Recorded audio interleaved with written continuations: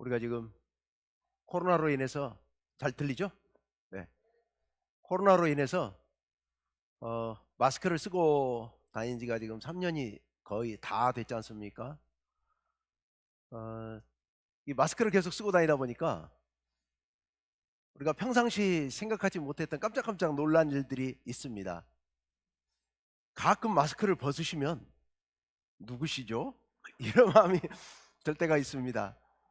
특히 이 마스크 벗은 얼굴로 이렇게 익숙하지 않았던 분들, 그러니까 마스크 쓴 뒤에 만난 분들을 갑자기 마스크를 벗으시면 누구신지 인상이 완전히 달라지고 다른 사람 같아가지고 깜짝 놀랄 때가 많이 있습니다. 이 얼굴, 그 얼굴을 본다고 하는 거, 이게 참 정말 이렇게 많은 부분이 그 안에 담겨 있는 것 같아요. 어린 아이들이, 말을 배우는 아이들이 이 마스크를 쓴 이후로 언어 발달이 많이 더디다는 그런 얘기들을 하고 있지 않습니까? 이게 맨 얼굴을 봐야 마스크를 통해서 이야기를 하면 잘 전달 안 되는 것도 있긴 하지만 얼굴 표정을 보면서 서로 대화를 해야 그 대화의 깊은 의미를 더 깊이 파악할 수 있을 텐데 그거 안 되지 않습니까? 얼굴을 본다고 하는 거 굉장히 참 소중한 것이죠. 우리 하나님을 믿는 사람들에게 궁금한 게 한 가지 있습니다. 아니, 하나님 믿는 사람들뿐만 아니라 모든 사람들에게 아마도 궁금한 게 한 가지 있습니다. 그게 뭘까? 하나님의 모습이 아닐까, 이런 생각을 해봅니다. 우리 하나님 모습을 본 적이 없잖아요.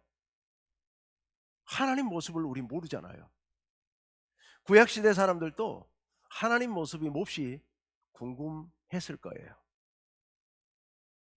이 다른 신들을 섬기는 민족들은 다 얼굴이 있어요. 신의 얼굴이. 이 신상을 만들고 그 얼굴을 새겨 놓잖아요.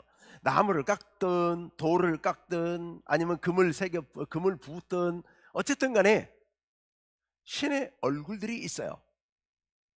어떤 신들은 무서운 짐승의 얼굴을 하기도 하고, 또 어떤 짐승은 사람의 얼굴을 하기도 하고, 또 물고기 얼굴을 하기도 하고, 뭐 여러 얼굴들을 그려서 신이라고 만들고 그렇게 또 생각을 합니다. 신하면 그 얼굴을 떠올리면서 기도도 하고 제물도 바치고 뭐 그렇게 하지요. 그런데 하나님을 믿는 이 여호와 신앙, 구약 신앙에서는 하나님께서 신상을 못 만들게 하셨잖아요.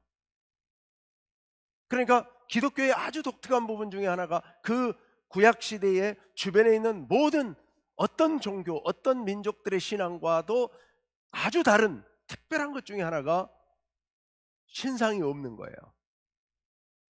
신상이 없어요. 하나님이 우상을 못 만들게 했기 때문에요. 하나님의 얼굴을 만들지 말라고 한 거예요. 한마디로 상상도 하지 말라는 거예요. 그러니까 그렇게 못하게 하면 할수록 사람 마음은 또 더 궁금하잖아요. 신의 얼굴, 우리 하나님의 모습은 어떤 모습일까? 몹시 궁금합니다. 모세가 아주 가까이 근접했던 적이 한 번 있었죠. 이스라엘 백성들이 모세가 시내산 올라가 있는 동안에 금송아지 만들어 놓고 이 신이, 이 송아지가 바로 우리를 애굽에서 인도한 신이다, 이 신 앞에 제물을 드리라 해서 제물 바치고 제사 지내고 하는 걸 하나님께서 아시고는 분노하셨잖아요. 그리고서 이들을 다 쓸어버리시겠다고 하나님 말씀하시니까 모세가 거기에 대해서 하나님 앞에 회개하고 또 죄 용서를 빌고 대신해서 이스라엘 백성들을 위해서 그렇게 했었죠. 근데 하나님께서 모세를 향해서 명령을 하시기를, 이제 이스라엘 백성들을 이끌고 네가 저 가나안 땅으로 올라가라, 나는 같이 안 가겠다, 이렇게 말씀하세요. 애굽에서 나올 때부터 하나님께서는 이스라엘 백성들과 항상 동행하셨습니다. 낮에는 구름 기둥으로, 밤에는 불 기둥으로 그들 옆에 언제나 함께 하셨습니다. 그들이 어려울 때, 목마를 때는 바위를 쳐서 물이 나게 하셨고, 그리고 배가 고플 때는 하늘에서 만나를 또 메추라기를 내려서 먹게 하셨습니다. 그런데 그 하나님께서 나 이제 안 가겠다 너희들하고. 네가 백성 데리고 그냥 네가 가라. 하나님 그렇게 모세에게 말씀하시는 거예요. 모세가 너무 큰 충격을 받았죠. 너무 많이 놀랬죠. 그래서 모세가 안 됩니다. 하나님이 안 가시면 나도 안 갑니다. 하나님 반드시 같이 가셔야 됩니다. 하나님께 기도했더니 하나님께서 그래 같이 가마. 모세가 안 믿어져요. 하나님 그거 갖고는 안 돼요. 확실하게 같이 가신다는 보증을 해 주십시오라고 2번 3번 하나님께 간청을 했더니 그래 하나님께서 그럼 내가 너에게 나를 보여주마 라고 말씀하시죠. 하나님께서 모세를 산 위로 부르시고 하나님의 모습을 모세에게 보여주십니다. 그런데 하나님 뭐라고 말씀하시냐면 출애굽기 33장에 있는 말씀인데요, 하나님께서 뭐라고 말씀하시냐면 내 얼굴은 못 본다. 내 얼굴을 보면 네가 죽는다. 내 등을 볼 것이다 라고 하고서 하나님께서 모세를 바위 틈에 숨겨두시고 하나님이 나타나시는데 하나님께서 엄청난 자연현상과 함께 지나가십니다. 그리고 모세가 하나님의 뒷모습을 드디어 보게 되죠. 아마 구약시대에 하나님을 가장 가까이 봤던 사람들 중에 한 사람이, 가장 가까이 봤던 사람이 아마 모세일 것이고, 모세가 이렇게 본 하나님의 뒷모습, 이게 하나님을 가장 가까이 체험했던 그런 일일 거예요. 모세가 그렇게 하나님을 뵙고 나서 이제 하나님 율법 다 받아가지고 내려오잖아요. 내려왔더니 어떤 일이 벌어집니까? 모세 얼굴에서 광채가 나는데요, 사람들이 눈을 뜨고 얼굴을 쳐다볼 수가 없어요. 얼굴에서 너무 밝은 광채가 나서. 그래서 모세가 수건으로 얼굴을 가리고 다녔다는 겁니까? 한동안. 모세는 겨우 하나님의 뒷모습만 봤을 뿐인데도 불구하고 그로 인하여서 모세 얼굴에서까지도 광채가 나서 사람들이 볼 수 없을 만큼 그런 변화가 일어났습니다. 그러니 우리가 하나님의 얼굴을 보면 우리가 감당을 못하고 다 죽게 될 거라는 게 하나님의 말씀인 거죠. 우리는 하나님의 얼굴을 볼 수가 없습니다. 하나님을 알 수가 없습니다. 그런데 오늘 본문 말씀에 보면 놀라운 말씀이 기록이 되어 있습니다. 오늘 본문 말씀 요한복음 1장 14절 말씀을 보시면 이렇게 기록이 되어 있죠. 다 함께요. 시작. 말씀이 육신이 되어 우리 가운데 거하심에 우리가 그의 영광을 보니 아버지의 독생자의 영광이요 은혜와 진리가 충만하더라. 아멘. 말씀이 육신이 되어 우리 가운데 거하셨다. 우리들 가운데 거하셨다, 이런 뜻입니다. 우리 가운데라는 게 우리 속에 이런 뜻이 아니고 우리들 가운데 오셨다, 계셨다 하는 거예요. 근데 말씀이 육신이 되어에 여기 육신이 되었다, 이게 무슨 뜻이냐? 육신이 되었다, 이것은 신이 아닌 사람이 되셨다, 이런 뜻입니다. 예. 헬라어에서 사르크스가 되었다는데 우리 인간의 고유한 육체를 이야기하는 겁니다. 인간의 고유한 육체. 말씀이 육신이 되었다. 말씀이 육신이 되었다. 그래서 우리 가운데 거하셨다. 근데 여기 말씀이 누구냐? 말씀이 뭐냐? 이게 중요하죠. 우리 지난번에 우리 암송 대회에서 다 암송하셔서 안 봐도 아시죠? 예. 1장 1절, 요한복음 1장 1절에 보시면 이런 말씀이 기록되어 있어요. 다 같이요. 시작. 태초에 말씀이 계시니라. 이 말씀이 하나님과 함께 계셨으니 이 말씀은 곧 하나님이시라. 아멘. 말씀이 누구라고요? 하나님이시라는 거예요. 하나님이셔요. 이 말씀이 둘째 줄에 하나님과 함께 계셨던 하나님이에요. 여러분 막 헷갈리시죠? 이게 하나님과 함께 계셨는데 하나님이다. 그래서 우리가 이렇게 이해하시면 아주 좋습니다. 천지를 창조하신 하나님, 성부 하나님, 그리고 그 옆에 함께 계셔서 우주 만물을 같이 창조하셨던 하나님, 성자 하나님. 성자 하나님, 바로 그 성자 하나님이 말씀이라는 거예요. 말씀, 로고스, 이 말씀. 예. 바로 성부 하나님과 함께 우주 만물을 창조하시면서 함께 계셨던 그 성자 하나님, 말씀, 로고스, 그분이 무엇이 되어, 아까 14절에 무엇이 되어? 육신이 되어, 즉 사람이 되어 우리 가운데 오셨다라고 말씀하고 계시는 겁니다. 18절에서 뭐라고 말씀하십니까? 자, 다 같이요. 시작. 본래 하나님을 본 사람이 없으되 아버지 품속에 있는 독생하신 하나님이 나타내셨느니라. 아멘. 자, 여기 본래 하나님을 본 사람이 있어요, 없어요? 아무도 없어요. 모세가 어디까지 봤어요? 하나님의 등까지는 봤어요. 뒷모습까지는 봤어요. 그러나 하나님의 얼굴을 못 봤습니다. 아무도 본 사람이 없어요. 그런데요, 아버지 품속에 있는 독생하신 하나님, 여기 독생하신 하나님이라는 게 그 외아들 하나님 이런 뜻입니다. 하나님의 외아들 하나님, 그럼 누구예요? 성자 예수님을 얘기하죠. 어디 계셨었다고요? 아버지의 품속에, 하나님 나라에서 하나님의 품속에 계셨어요. 하나님과 옆에 함께 계셨어요. 태초부터 말씀으로 우주 만물을 창조하시면서 함께 계셨던 그 하나님이, 독생하신 하나님이 어떻게 하셨느니라? 나타내셨느니라. 이 땅 가운데, 우리들 가운데 모습을 보여주셨다는 얘기입니다. 나타내 주셨다는 얘기입니다. 한마디로 말하면 본래 하나님을 본 사람이 없는데, 그래서 아무도 하나님의 얼굴을 모르는데 하나님이 당신의 얼굴을 그 아들을 통하여서 이 땅 가운데서 나타내 주셨다, 보여주셨다, 이런 말씀인 겁니다. 다시 말씀드리면 하나님께서 당신을 이 땅 가운데 완벽하게 계시하셨다, 나타내 주셨다, 드러내 주셨다, 이런 말씀입니다. 누구를 통하여? 예수님을 통하여. 오늘 이 성탄절을 통하여, 오늘 이 성탄절을 통하여 하나님께서 당신의 모습을 있는 그대로 다 보여주셨어요. 얼굴만 보여주신 게 아니에요. 얼굴만 보여주신 게 아니라 그 하나님의 마음을 보여주셨어요. 하나님의 성품을 보여주셨어요. 하나님의 뜻을, 하나님 속에 품고 있는 하나님의 그 깊고 깊은 뜻을 성탄절 예수 그리스도 이 땅에 오심을 통하여 다 나타내 보여주셨다라는 말씀이 오늘 이 말씀입니다. 여러분, 성탄절은요, 성탄절은 다른 어떤 사람의 생일하고는 전혀 다릅니다.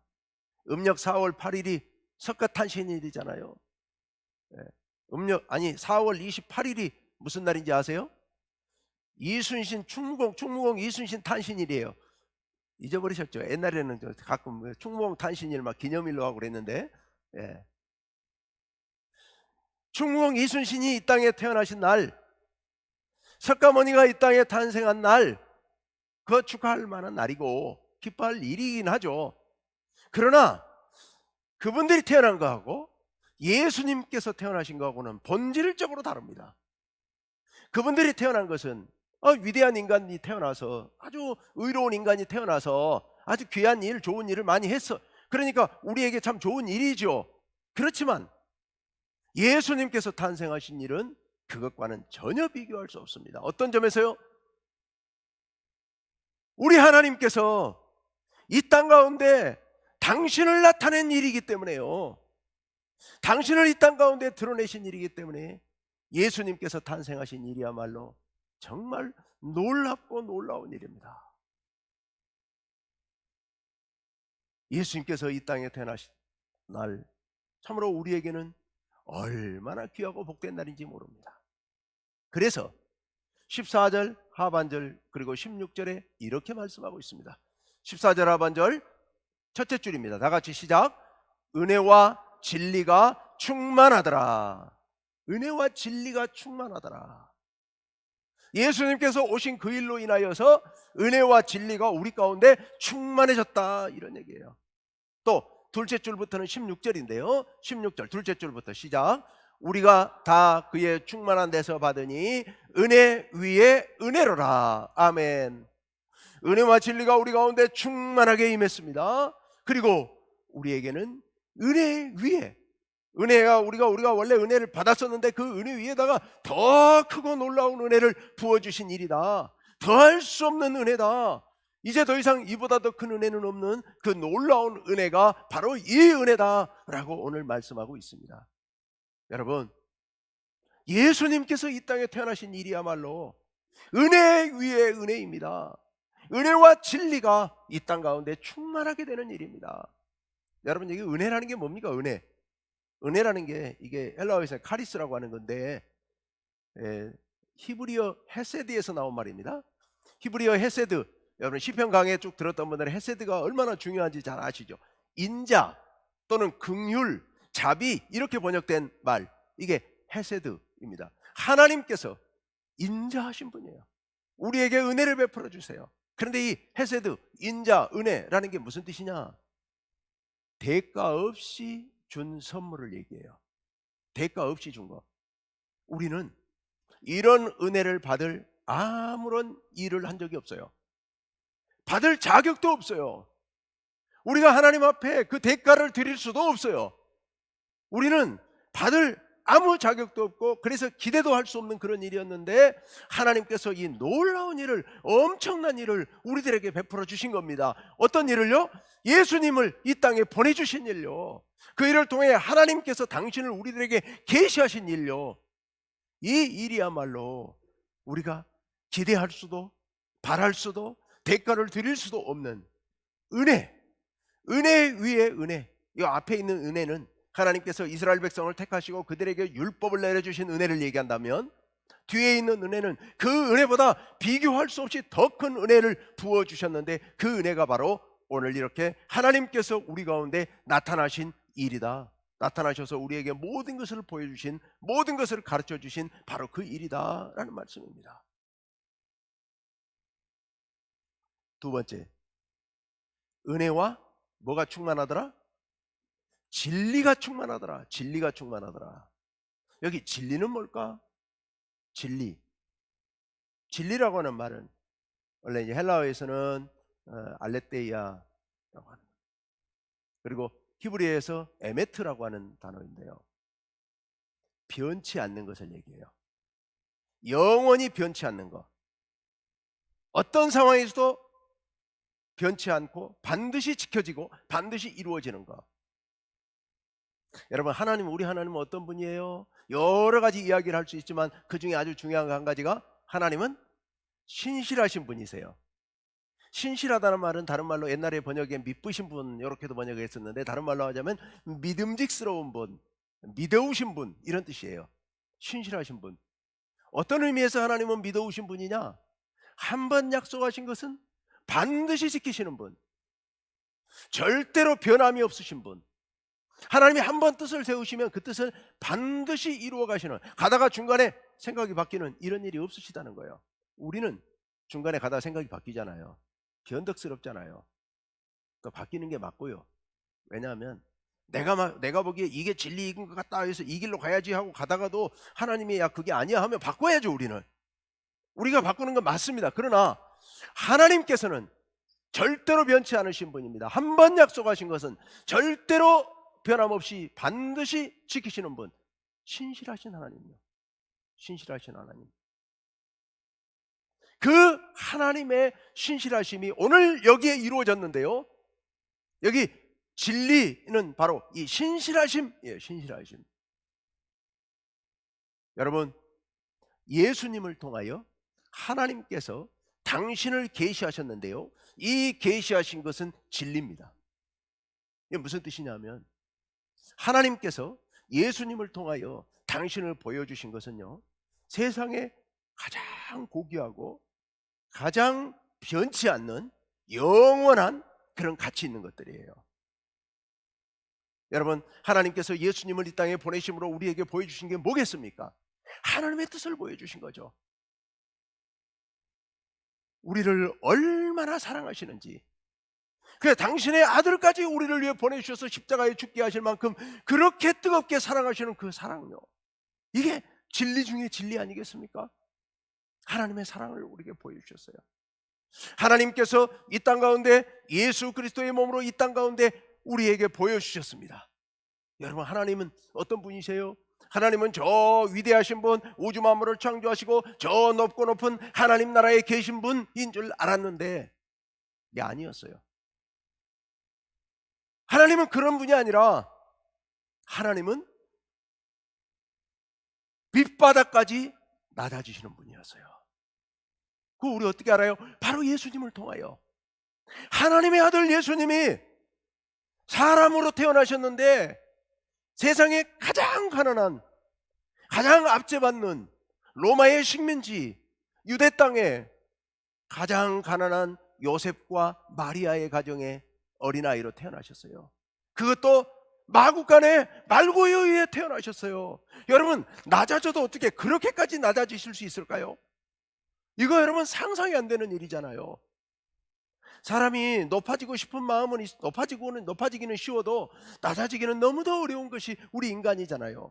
우리는 모두 다 높은 것만 바라보고 있고 모두 다 높아지려고만 하고 있고 낮아지면 마치 죽을 것 같은 생각이 들어요. 그래서 다른 사람이 나를 몰라주고 다른 사람이 인정해주지 못하고 내 위치가 올라가지 않고 이게 되면요 정말 못 견디게 괴롭고 고통스럽습니다. 이거 참 힘든 일이거든요. 그런데요, 우리 하나님께서는 저 하나님 나라에서 이 땅의 저 밑바닥에 말고요까지 낮아지셨단 말입니다. 이 모습이 바로 우리 하나님의 모습이고 이 모습이 바로 진리인 줄로 믿습니다. 우리 인간이 어떻게 살아야 돼요? 이렇게 살아야 되는 겁니다. 이렇게요. 이 하나님의 모습처럼 밑바닥까지 낮아져서 말고요까지 낮아지신 그 하나님의 모습처럼 우리가 그렇게 살아야 되는 겁니다. 그러니 이게 우리의 삶의 진리인 줄로 믿습니다. 하나님께서 밑바닥까지 낮아지셔서 하셨을 뿐만 아니라 오늘 아침에 텔레비전 뉴스를 잠깐 좀 봤어요. 그랬더니 뉴스의 밑에 자막이 이렇게 지나가더라고요. 윤석열 대통령이 성탄절에 대해서 이렇게 얘기를 했어요. 예수님이 오신 것은, 즉 기독교가 가르치고자 하는 핵심은 이웃사랑이라고 딱 한 단어로 해서 자막으로 쑥 지나가더라고요. 대통령이 그렇게 얘기를 했다는 거예요. 맞는 말이죠. 어찌 그리 정확하게 짚었는지요. 그러나 정말 알고 한 얘기일까? 저는 눈꽃만큼도 이해하지 못하고 한 말이었다고 생각합니다. 왜냐하면 기독교의 정신은 이웃사랑이 맞고 예수님께서 이 땅에 오신 거, 이 땅에 와서 가르치신 거 이웃사랑 맞습니다. 그런데 말로 하는 이웃사랑이 아니라 우리 하나님, 우리 예수님의 탄생을 통한 이웃사랑의 가르침은요, 가장 낮은 자리에서 가장 천대받고 가장 고통 속에 신음하는 사람들에게로 다가오셔서 그들 옆자리에 가셔서 그들과 손잡고 그들과 함께 하신 그런 이웃사랑이셨던 겁니다. 이게 바로 성탄의 진리입니다. 하나님께서 저 하나님 나라에서 이 땅의 밑바닥까지 오셔가지고 저 병들어 고통당하는 사람들, 귀신 들려 고통당하는 사람들, 세리, 창기, 저 갈릴리 바닷가의 어부들, 그들 곁에까지 오셔가지고 그들의 손을 잡아주시고 그들의 병을 고쳐주시고 그들의 아픔을 함께 나누시며 그들의 배고픔을 함께 나누시는 그런 이웃사랑의 모습을 보여주시면서 이렇게 살아야 한다라고 말씀해 주신 줄로 믿습니다. 그러므로 이것이야말로 예수님께서 오신 일이야말로 진리인 줄로 믿습니다. 예수님의 이웃사랑은, 예수님께서 이 땅에 오신 것은 자기 희생적인 거죠. 예수님 오셔서 나중 결국 어떻게 하십니까? 십자가에 못 박혀 돌아가시지 않습니까? 우리를 구원하시기 위하여서요. 예수님께서 이 땅에 오신 것은 자기 희생적인 오심인 겁니다. 이 자기 희생이 아니고서는 인류를 구원할 길이 없습니다. 우리가 만약 이 세상을 참으로 주님의 복음으로 구원하려고 한다면 우리도 예수님처럼, 우리도 하나님처럼 우리를 희생하지 않고서는 우리는 세상을 구원할 방법이 없습니다. 불가능한 일입니다. 이것을 우리에게 가르쳐 주시고 계시는 겁니다. 예수님께서 이 땅에 오신 것은 진리 중에 진리입니다. 우리가 구원받을 수 있는, 우리가 이 땅을 구원하고 이 땅이 하나님 나라로 변화되도록 할 수 있는, 이 땅을 하나님 나라로 변화시킬 수 있는 그런 유일한 진리, 그것이 바로 예수님께서 이 땅에 오심으로 우리들에게 보여주신 길인 줄로 믿습니다. 예수님께서 이 땅에 오신 일, 참으로 이건 너무도 놀라운 은혜 중에 은혜이고 은혜 위에 은혜이고 진리 중에 진리인 줄로 믿습니다. 예수님께서 이 땅에 탄생하신 것은 하나님께서 당신이 어떤 분이신지를 우리들에게 낱낱이 다 보여주셨습니다. 이렇게 하는 것이 내 마음이다. 이렇게 바닥까지 낮아지고, 이렇게 낮은 사람들 속으로 들어가고, 이렇게 나를 희생하고 섬김으로 온 세상이 함께 손잡고 다 같이 행복하게 그렇게 살아가는 세상, 내가 간절히 바라는 것은 바로 이것이다. 이런 것이 바로 내 방법이다. 나는 이런 존재다. 지금도 나는 이 일을 위해서 애태우고 있고, 지금도 나는 이 일을 위하여서 애쓰고 노력하고 있다 라고 하나님께서 오늘 성탄절에 당신의 모습을 우리들에게 계시해 보여주신 줄로 믿습니다. 이번 성탄절을 맞으면서 여러분, 하나님의 모습을 보시길 바랍니다. 하나님께서 당신을 우리들에게 어떻게 나타내 주셨는지, 어떻게 계시해 주셨는지 가슴 깊이 새기면서, 하나님께서 당신을 이렇게 보여주셨구나, 가슴에 깊이 새기고 그 감동, 그 감격, 그 기쁨으로 축하하고 찬양하고 복음을 전하고, 내가 나가서 하나님처럼 뒤따라서 하나님의 모습을 본받아서 그렇게 살아가는 그런 우리 충무교회 온 성도님들 되시기를 간절히 바랍니다. 그래서 이 놀라운 은혜와 기쁨이 온 세상에 퍼져서 온 세상이 하나님 나라와 같이 변화되는 아름다운 그런 모습이 될 수 있도록 우리가 힘써야 될 줄로 믿습니다. 우리 함께 기도합시다.